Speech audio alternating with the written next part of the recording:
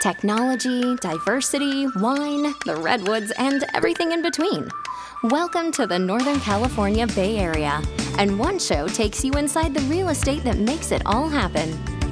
This is By the Bay. Hey, what's up, everyone? Thank you for joining us back here at By the Bay. I'm Dan Anchetto, your host, and today we are really lucky to have my friend Ramsay Brown here.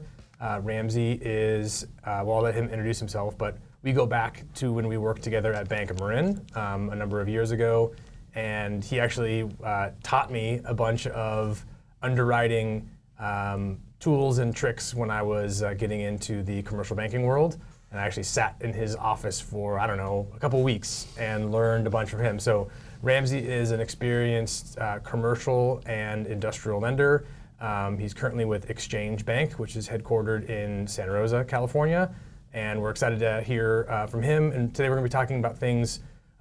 You'd notice he is not a realtor, but he does play in the Bay Area real estate scene, and wanted to take a different approach today and talk about multifamily residential and commercial real estate in the Bay Area. So thanks for joining us, dude. Good to see you, and great to be here. Good to be here. So introduce yourself and tell us who you are, and Sure. Give us some background. All right, so again, Ramsay Brown. I'm a commercial relationship manager is my official title for Exchange Bank. And basically what that means is I'm the first point of contact and the face of the bank for large commercial borrowing relationships. So people that borrow anywhere from north of $500,000 generally. So I have relationships that span a wide variety of industries, which is fun for me. I enjoy talking with business people about all different kinds of businesses, and I help them with their borrowing needs, whether it be equipment or real estate or lines of credit, all those scenarios. So Okay. for a lot. Yeah. So commercial, industrial. Are you doing like multifamily residential? Yeah, I certainly can. My personal focus, because I enjoy it the most, is on business owners that operate businesses, but a lot of those business owners have wealth generated through that business, so they will invest in other things, whether it be residential real estate, additional commercial real estate. So I have license to do whatever my customers need. Right, and you're advising kind of strategically. So a successful business owner who has a business that makes money, is cash flowing, and they're looking to build wealth. So do they own their personal building where they operate their business? Are they investing in residential real estate and kind of helping balance the whole spectrum of how they are creating wealth and using the cash flow engine of their business to benefit them personally and their family? Exactly. Yeah, and build that, hopefully build that generational wealth, through both real estate and other investments. So. Right. So what are the trends that you're seeing right now in the Bay Area when it comes to real estate in general? Because you look at it from a pretty wide spectrum. I'm very focused on residential real estate, right? But you have kind of everything from storage units to owner occupied to 100-unit apartment buildings that might fall into your world. So give us the kind of spectrum of what you're seeing. Yeah. So I generally kind of break that out almost exactly as you did into three kind of buckets. So you've got large multifamily, so 4+ units. That's kind of the cutoff. Under 4 units, you can get home mortgage style mortgages, but over 4 units, you're in the commercial world. So large multifamily, they're kind of their own little environment.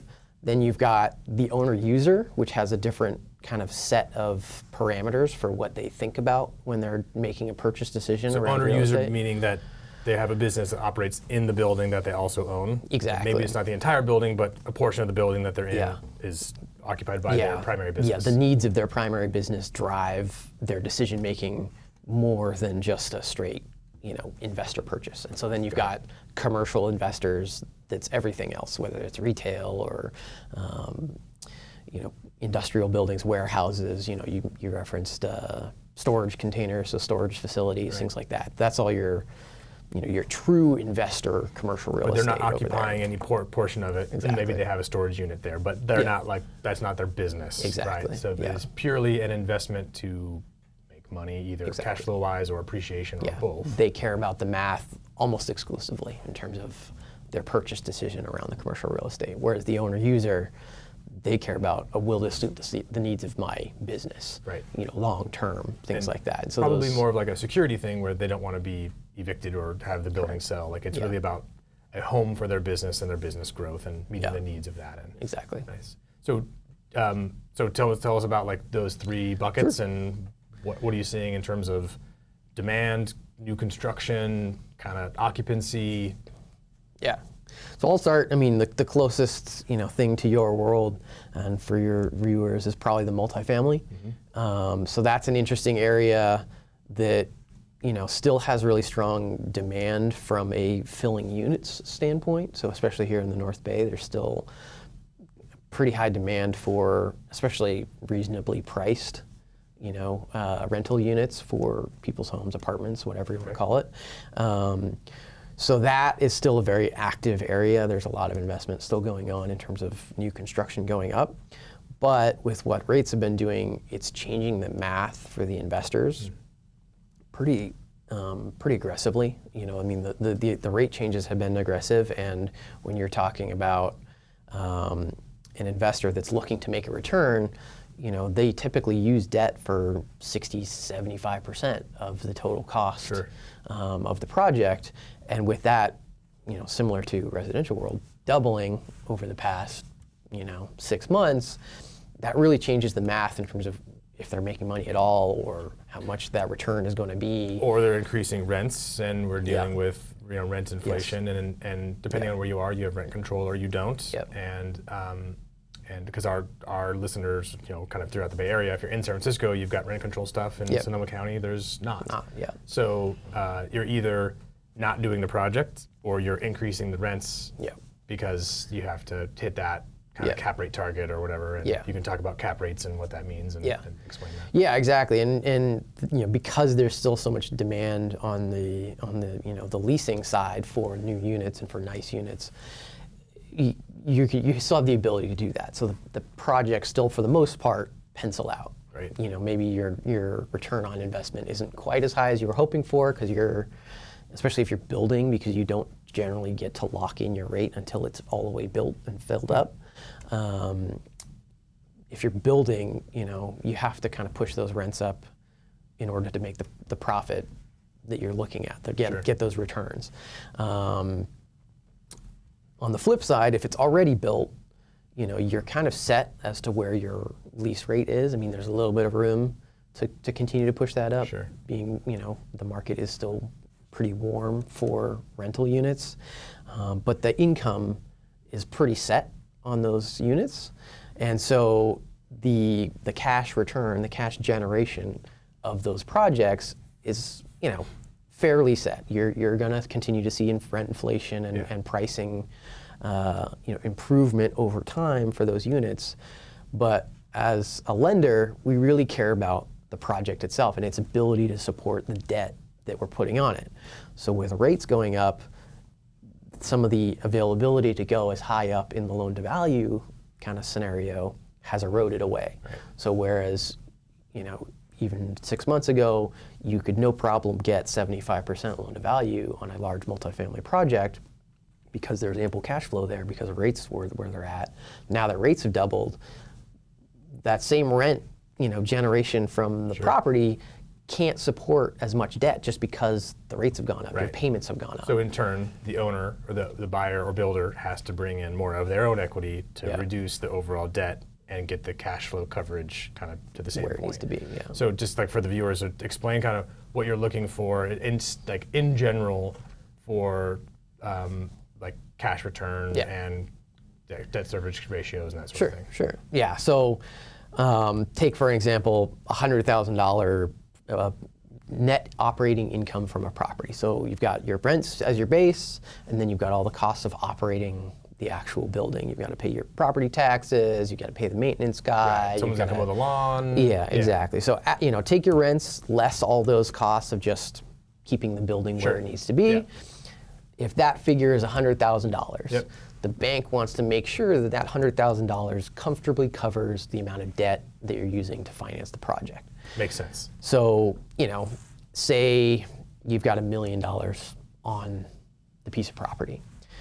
At 4% and a 30-year amortization, which you can typically get on multifamily, 4% interest rate, $1 million, 30-year amortization, that's about $63,000 a year in debt service. So that's your $63,000 a year, and you're saying in your example, they're making $100 net. Yeah. Okay. So that comes. So obviously, you've got your net income of $100,000, your debt service of $63,000. You're comfortably walking away with $37,000 at the end of the year, and that make everyone happy. Yeah, exactly. There's Bank's enough cushion happy. there. Yeah. If you have an occupancy issue, you have move-outs or whatever, like you still have this pretty big cushion. Yeah, exactly. Okay, got it. Yeah. Now, you tick that up, same $1 million, 5% interest rate. Now it's $70,000 in your annual debt cost.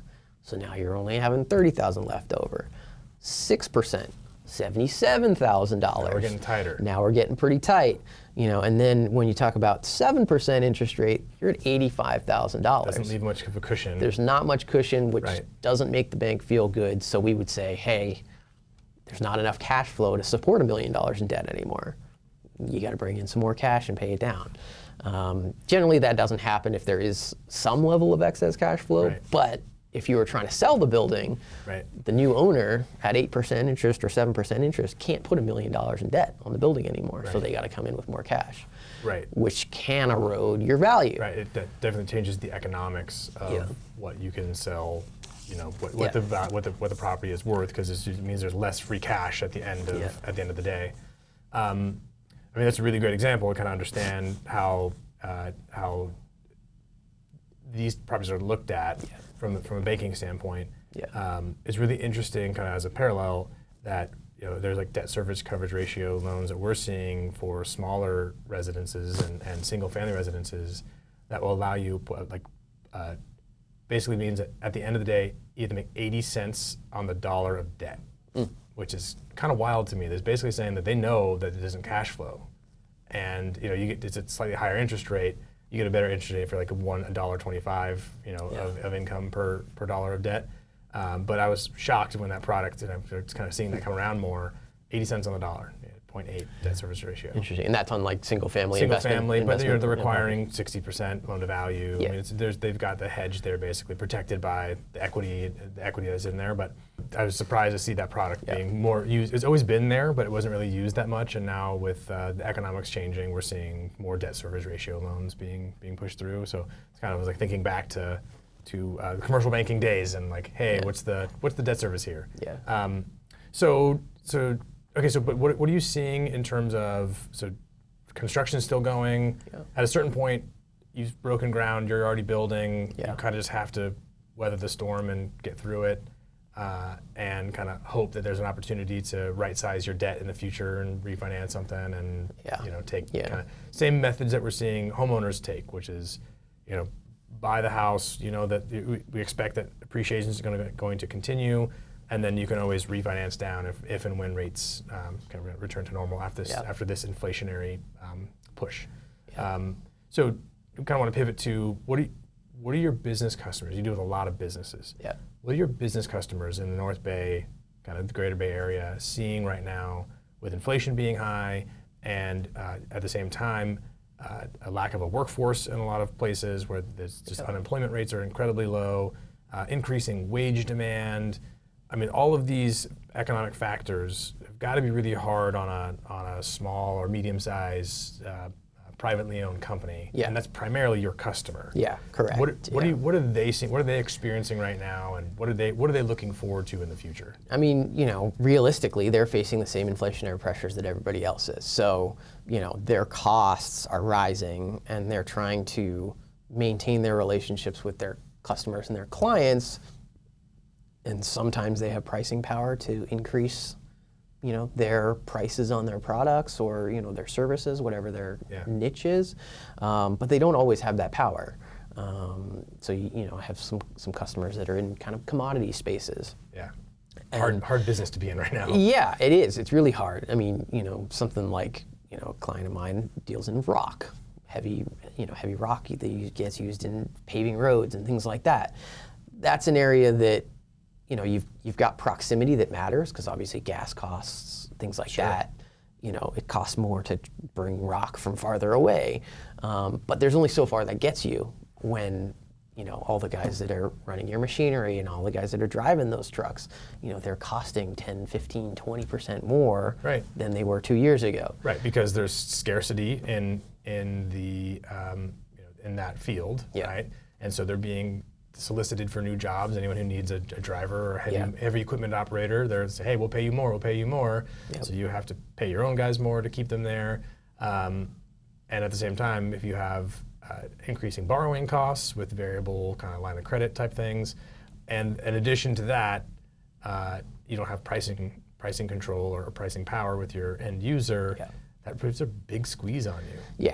Yeah, and it certainly can be. Obviously the more pricing power you have, the better you are able to control that. Sure. But those guys that don't have as much pricing power, they're all, they got to manage those expenses as best they can, And, their thought is, if they can hold the line, maybe their service levels drop because they don't have the guys they need to have. But if they can hold the line, construction probably will taper off in the next 2 years just because of the cost to build is currently so high. Right. And those financing costs are going up, causing projects to not pencil out the way they have. Obviously, the projects that have started, you gotta see it through. For the most part, there is always bankruptcies and things that happen. Frankly, I drive from Roanoke Park to Santa Rosa every day. There's a big project on Santa Rosa Ave that I think is multifamily, very large. You can see it from the freeway. Oh yeah, I driven past that, yeah. And it hasn't changed much in the last almost 2 months now, which, those multifamily projects generally go up pretty fast. Yeah. So there's a big one in downtown Petaluma that was like, boom, done. I'm like, wow, where did that come from? So there's something going on, that's not a big, that's not a project the bank finances. We don't have any insider information on that. But you're observing it as you're commuting. But you can see the lack of progress there, and so, there's potentially some distress there going on with that project. And so, that's just anecdotal, but it's out there. Like, there are projects that are maybe stalling or having financing issues on the back end because the math is not working, and the owners maybe or maybe not have the ability to bring in the sufficient capital to get the bank happy to continue writing checks to build it. So going back to your rock guy, Yeah. right? So, one other thing that they're maybe doing is looking at their capital expenses and maybe not upgrading that, equipment that they've planned on and pushing things past their serviceable life and kind of using more duct tape and baling wire to keep things going for a while longer. Yeah. So in that regard, the increasing interest rates is doing what it's supposed to be doing, which is to slow down economic investment and pressure to kind of cool the economy down. So maybe that's a signal that maybe this is kind of working, but there's pain being felt downstream by the business owner and the consumer and all these other folks. So this is that dynamic. And then going to your multifamily person or the project that you're watching, that's also that's part of an unintended consequence of the increasing interest rates, but it doesn't help our housing stock, which is at the same time everyone's hollering, we need more affordable housing. The only solution to that is build more. So that's one of those things. Hopefully, there's a solution that someone figures out and finds a carve out to get those projects, especially the big ones, getting those done to create more housing stock and relieve some pressure on overall housing. It's a major issue for sure. So I got to follow up for that is your clients, their employees. What do you think the geographic range is of them? Are they driving in from all over the place? When you're talking about a small to medium-sized business, generally speaking, the employees are on site. You occasionally have some service businesses, CPAs, things like that are able to be more flexible and work from home and things like that. But, whether it's, manufacturers that are making things, there's a lot of businesses, especially here in the county, and, wine is another part of that. You have to physically be there. You can't crush wine remotely, unfortunately. Exactly. So you don't have the influence like, say, San Francisco does with tech and things like that really have the ability for large swaths of the economy to pivot to work from home. There are, of course, every business has, a bookkeeper or somebody, on staff that's more of a, admin person that potentially could work from home. But it's not the majority of the jobs. The majority of the jobs are still very much on site. This is where we have to have a a game on the show. Every time I say this words, you got to do something. But the bifurcation of some of the economics comes into play, where in San Francisco, like you're describing, is heavy potential for remote work. That's not the case necessarily in Sonoma County. Yeah. There are probably exceptions to that, but the majority of businesses are people who need to physically be there to do their job. So probably different economic impacts on the commercial real estate side comparing San Francisco and Sonoma County. Yeah, absolutely. Though, I mean, Sonoma County does have a fair bit of office workers and things like that. Sure. So office space in particular is a unique kind of predicament right now. I mean, if you talk about a buyer comes in and looks at an office building, if they come in for a walk and they go to one of the larger tenants and they walk around that office and they don't see a lot of people there, their lease might still be, in place for another 12 months, 18 months, a couple of years even. But as a buyer, you can't bet on that person staying, at least not with that amount of space. For sure. They're probably going to want to downsize if they're a true office user that has the flexibility to let some people work from home or, share desks, things like that, because they can reduce their overhead by shrinking their footprint. So going back to, I don't want to say it's past tense because we're still kind of in the middle of it, but with the COVID, everything happening with COVID, how have your businesses done throughout that? Yeah. Right. So have they all made it through? Have you seen businesses die? Like, tell me kind of in general, how's everyone doing? For the most part, here in the North Bay, everybody's pretty healthy. Though, COVID definitely, you've heard it in the national news probably, it picked winners and losers.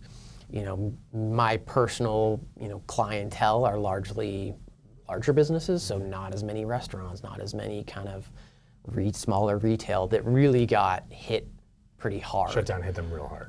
And so, you've certainly seen a lot of those folks really suffer. But in the North Bay, we've got a lot of construction industry. The wine industry has had to pivot, but it's generally figured itself out. There's other, industry issues going on in the wine industry. Smoke taint and production levels and the water shortage. The massive drought that we're living through. The heat waves. So they've got other things going on, but in terms of the actual COVID impacts, the folks that were able to pivot enough and really lean on their direct-to-consumer, their mailing lists and things like that, their wine club members and stuff like that, they've really been able to pivot and be okay. That's great. The construction industry, they had some temperamental issues when the first orders came through, but obviously building has continued very strong here in the North Bay. So they've generally done very well, and then you put some tailwind on top of that with PPP money that came into the county. Exchange Bank was a big lender in PPP. We, some $170 million in PPP funds that went through Exchange Bank out to local businesses. That was all tailwind for the construction industry as an industry in kind of particular, because they figured out how to keep projects going and things like that. And so they were kind of a winner in that. They had nice tailwinds from PPP money, helped them defray some employee costs, and they obviously had disruption when they took PPP. Sure. But they were able to kind of pivot and. So overall, relatively healthy local economy. Yeah. There's obviously, like you said, some winners and losers, and that's difficult, right? Yeah. But in general, you're seeing positive trends amongst your clients, and they're hiring and keeping their staffing and all that sort of thing. Yeah. The folks that really need medium to higher end employees, machinists and Class A drivers and folks that really can command a decent wage, they're still very much looking for quality employees. They're still having trouble hiring and keeping people because that is an area that's really in demand. Yeah. You've got still hesitance from a lot of the public in terms of being out. So restaurants continue to struggle. They've continued to struggle. The people that traditionally worked in restaurants have been able to potentially go upstream and get better, higher paying jobs that aren't, in the customer, direct customer facing areas. So those are pulling workers away. So restaurants are in a tough spot, both from COVID and post-COVID.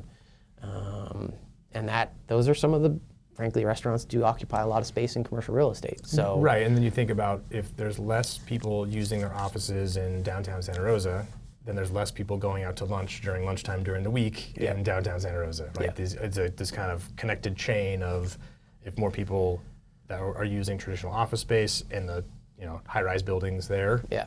Can we say that? There's a few of them, tall buildings. Yeah. Multi-story. Multi-story, yeah, that's right. Then there are less people, consuming the downtown area. So it's all connected, and I think that's the important thing. So I have a bunch of clients that really are looking at building wealth through real estate and making the jump from single family duplex and getting into more 5, 6, 7, 10 door type properties. That's a pretty big leap, and that changes the conversation where I go, I can't do that, but I can help. I can refer you out to someone or someone else. So, what's your advice for someone who wants to make that leap, either into multifamily residential or into being that commercial investor person? What's your advice for those folks on how to do it, what steps they should be thinking about, help them understand that process from the bank's standpoint? Yeah, I mean, from the bank standpoint, you just got to be more prepared. I mean, those are properties that, generally speaking, you can't get as much debt on. If you're talking multifamily, you can generally get to maybe 75%. We talked earlier about some of the income issues that's had, but now that rates are up, you might not even get to 75% in terms of depending on the property and the economics of that individual property. Exactly. So you're looking at 25, 30, 35% down. So that's a much larger slug in terms of your equity position that you've got to be able to come up with. And banks, generally speaking, want you to have some capacity to fund large repairs, because they happen, on top of your equity. So looking at net worth of the actual borrower as well, in addition to the down payment and the cash flow generated. Yeah, even if the property cash flows the debt that we're putting it on, we don't want you putting every last penny that you currently have into that project. Right. You got, you close and then a week later a pipe bursts.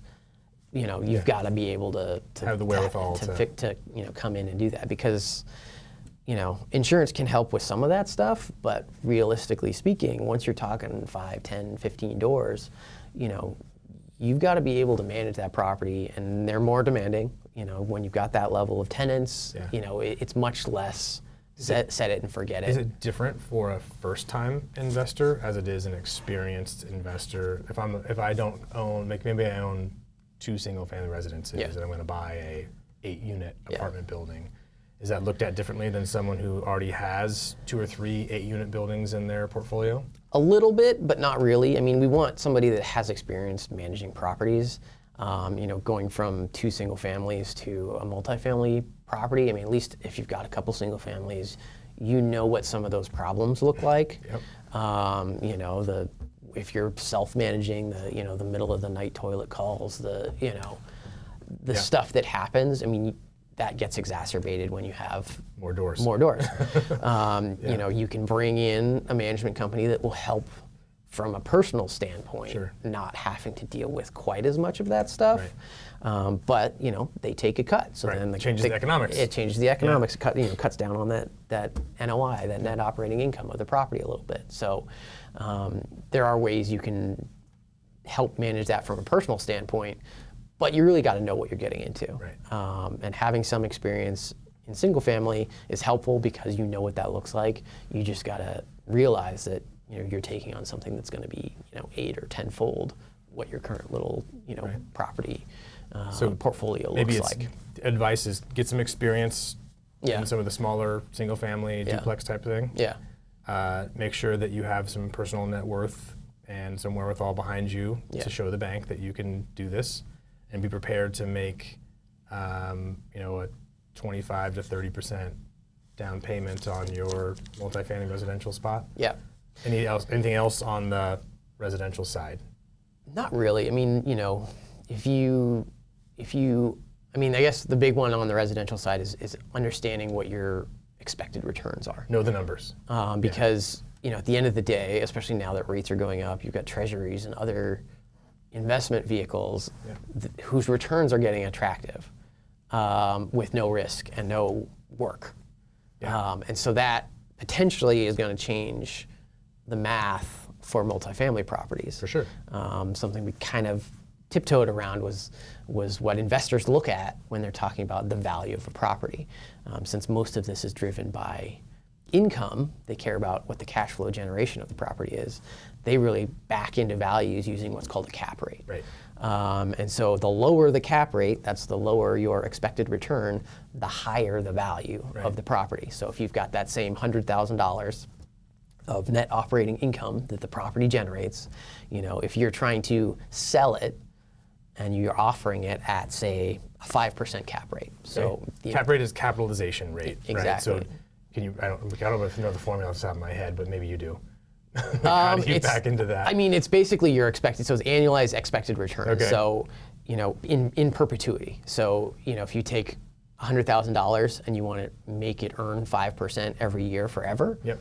That's a 5% capitalization rate. So that 5% comes back to you as cash, and that's your income generation. And then the conversion of that is if you're earning 5%, you basically take your net operating income, divide it by your expected return of 5%, and that's your value of that cash flow. Right. Of that cash flow. So different property classes have different expected cap rates, and those adjust over time, right, as economic factors change. Yes. And so, the less risky you are, the lower your cap rate, and the riskier you are, the higher your cap rate, depending on what you're investing in and where. Exactly. And that's how investors kind of derive the value of the purchase price that they should offer a home at or a property at, based off of the realized actual cash flow. Cash flow that it generates. Yeah, exactly. So, multifamily, it's been a very safe kind of asset class. Mm-hmm. Also, in the past, 8-10 years even, they've had really nice price appreciation. Rents have continued to go up. Right. That pushes up your cash income from the property. And then because your cash income's going up, that pushes the value up. So they've had a real nice tailwind of price appreciation on top of the cash flow. Right. And so, and they've traded pretty easily, because they've been attractive asset classes. So the values have gone up pretty high, which of course pushes your cap rate down. So, multifamily properties have traded, some in the, low 4s in terms of cap rate, or even in the 3s, which basically equates to, okay, I'm paying, $2 million for this piece of property, and I'm only expecting 3.5 or 4% annualized returns. The 10-year treasury is at 3.4 today or something like that. Exactly. So now, okay, I can just go buy a treasury with that money. Why would I bother with the work and the risk of owning a property? I don't have to ever worry about a treasury. So the interest rates are going up. It's changing the cap rate expectation, which changes the value of the real estate, and it just all flows into each other. Exactly. Which is why changing the interest rates is such a powerful tool and mechanism.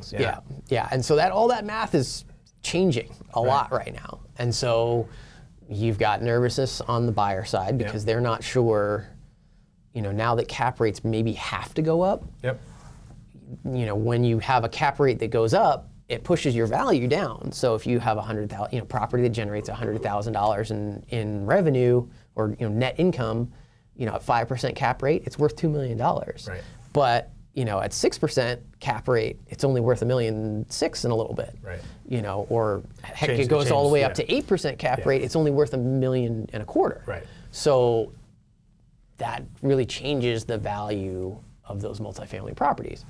It's still a very safe asset class. If you're a long-term holder, maybe you don't worry about it as much. Sure. But a buyer, if he can get 4%, in a very safe treasury product, look at that with no risk and no work, I don't know if he necessarily is going to pay for for a 4% cap rate on a multifamily property anymore. Makes total sense. But the sellers are still kind of expecting that right now. So there's a disconnect between the buyer's kind of opportunity costs and what the sellers are expecting in terms of their yield on their investment and what they think they should be able to trade that property for. Yeah. And if cap rates are going to slowly rise over the next year or two, or maybe several years potentially, that's going to go the opposite way of what they've enjoyed in the past, where the value of the actual property has been going up and juicing your returns. Sure.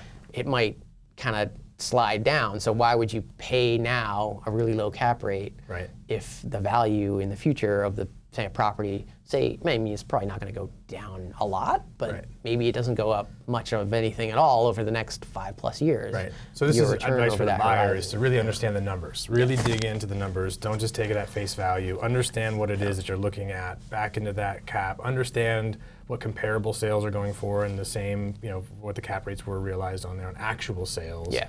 And then help guide that conversation, because that can change your purchase price pretty dramatically. Yeah, absolutely. I mean, like I said, you take a 5% cap rate versus an 8% cap rate. A property that generates $100,000 goes from being worth $2 million to being worth $1.25 million, which is a big difference in value. Yeah. Still making that same $100,000 every year. Right. So the cash flow generation is still there, but when you're talking about taking your capital that you've, set aside and worked hard for, is that the return that you actually want to seek? Yeah. And so that's, in the true investor commercial world, that's really what we're seeing right now. So is the math has really changed. The sellers are still hoping to get those really low cap rates that have been out there for the last several years. Buyers, if they're astute, probably aren't willing to pay those. Right. And so values are going to have to change. Or so I think, for me, hearing you is the advice is work with a banker who knows what they're talking about. They can help guide these things and make it either share with you or make the spreadsheets with you to show you, kind of how you're analyzing these properties and how you and the bank and probably the appraiser are deriving the values of these things to make sure that they're on the same page, and then they can understand the economics, and then what the adjusters are they should use depending on geography and other specialties that you have there. So and having a really good commercial broker helps with that too, because they will help you with that. Right. But you also have to caveat that with the broker. I mean, he's trying to make a sale. I mean, that's how he gets paid. So, you got to make sure you're listening to both sides of the table and being clear about doing some of the analysis yourself and kind of verifying what you're being told. Yeah, right. and looking, especially if you're taking the leap into a small multifamily property as a main piece of your investment, of your wealth, making sure that the work and the other stuff that's involved with that makes sense at the price you're paying for it versus what you can safely put into the market. I mean, obviously the stock market's very frothy right now. It looks scary, so sometimes real estate, and real estate investors. Safe harbor is kind of what people look for. And real estate investors like that. Right. I mean, that's one of the reasons people tend to get into real estate is it's physical. They can see it. They can tangible thing they can walk on, right? Yeah, especially if it's local, they can walk over to it. They can check on it. If it needs a little paint, they can do it themselves. Things like that. Whereas the stock market, you have very little control over what actually happens. For sure. Past making that investment decision. So few of my clients are kind of in that realm, but the vast majority are those single-family owner-occupied. Owners and they live in the house that they own, and maybe that's the only piece of real estate they own. Yeah. I always love to ask our guests, you're a homeowner, and what is your advice to a first-time home buyer going into, and what is your first advice there, and maybe just kind of overall financial advice on something that you've learned that you'd like to share with everyone, how to make good financial decisions. Yeah, sure. I mean, I've had the benefit of working in the business world, but at the end of the day, when it comes to buying a home, yes, it's an asset, but it's where you live, and so it's far more of an emotional decision than, say, taking the leap into buying a multifamily piece of property. There, the math really matters. Whereas in a single-family home, you spend an incredible amount of your time in your house with your family, hosting friends. I mean, it matters a lot, to you personally on an emotional level that, the commercial side of things, the investment side of things doesn't have. And so, if you find a property that you really like, even if the rates are working against you right now, if your plans are being here more than 5 years, you almost don't need to worry about it. I mean, you have to worry about making the payment. That's the big one. You can't you don't want to lose the home at any point in the future. So as long as you're comfortable with what that payment ends up being, if it's a long-term home, you know, it's still worth it to take that leap. Maybe you don't get these crazy price appreciations. You know, the price appreciation I've seen in our home over the last 18 months, you know, we sold a home and bought a new home. You know, our new home, the value has gone up crazy amount of money. But it's just paper. Our payment is the same as it was when we bought the house. Right. And so unless we plan on leaving, which we don't, Right. it almost doesn't matter. And it's where you're raising your family. Exactly. You know, I've got 2 small kids, my wife and I, you know, my son just started TK. I mean, this is where we're making our lives. Right. So, you know, it almost doesn't matter as long as you can afford it, because it's yours. You know, once you're in and you own it, it's yours. You're in control of it. So as long as you can keep, you know, making those payments so that the bank doesn't make it not yours anymore, you know, you're in control there. And so, you know, rates are doing what they're doing. You know, don't overpay, obviously. Right now, sellers are having to contend with those same rates that the buyers are. So there is opportunity now to maybe not pay as much. You don't have to get in these crazy multiple offer situations. We're seeing less and less of that.